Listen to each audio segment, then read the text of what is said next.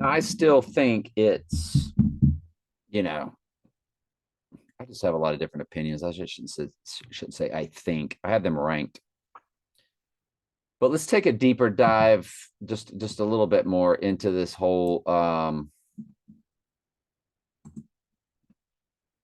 sorry, I just did my Bible study there. If we look at what we were talking about, that whole 12-16 thing, where was that? I already got rid of it. Where the dates and the way we write them, because we don't write them the way the rest of the world writes them. So you got the 214th verse of Revelation. You've got 216, which 6 times 6 times 6. You got 121 for Antichrist. 121 for Antichrist fused with the 216, which also is another number for Antichrist because it's 6 times 6 times 6. Antichrist receiving his deadly wound, 121 at the 214th verse of Revelation. First time deadly wound is mentioned. So it's, you know how it's all there. If you go back and you look at these dates, remember it's 251 days from the midpoint to each of its solar eclipses. The beauty of it, as it heads, what is 251 days? Well, remember the midpoint day of it was the midpoint of 2 total solars and 2 total lunars. Well, both the total lunars were 88 days from the midpoint.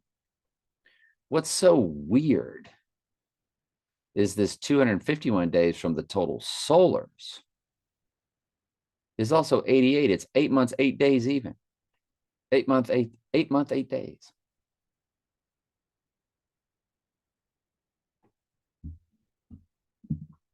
And it has a midpoint that does not midpoint evenly.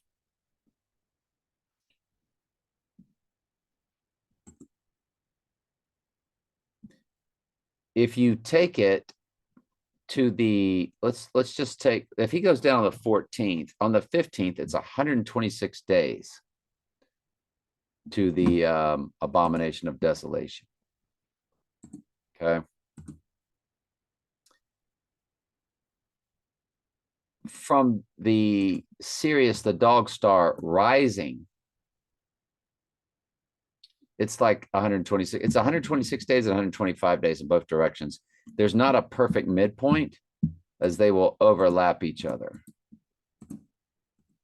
But it's very interesting that it's 125, 126, 125, 126. Hang on, let me finish this. So from when Sirius the dog star rose to the let's just say the 14th, it's 124 days. And if we run the 16th, which would be the day he would rise, it's 125 days to the total solar. So that 251 doesn't divide evenly by 2. I think we would all agree with that. It's 125 and a half days.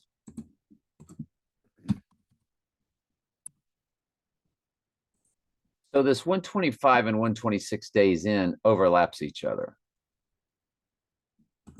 So if we put this back on the 15th, it'll be 126 days to the abomination of desolation. And if we put this on, let me see what I do. It's 125 and 126, you know, the 15th. Yeah, these are both set on the 15th. So somewhere between the 15th and the 16th, which would be when he would spiritually rise, they're crisscrossing. It's becoming 125 and 126 when it was 126, 125. You do have 886 in the seconds. You got a perfect 3,000 in the 125 days, a perfect 18, and then 4 zeros in the minutes.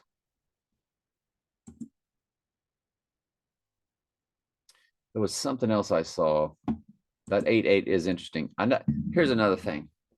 If he goes down on 12-14, which is 121, and 214 fused together, you got an 86 in the hours. It's 86-4. But it's an even 36 days, which is the triangular number of 6 times 6 times 6.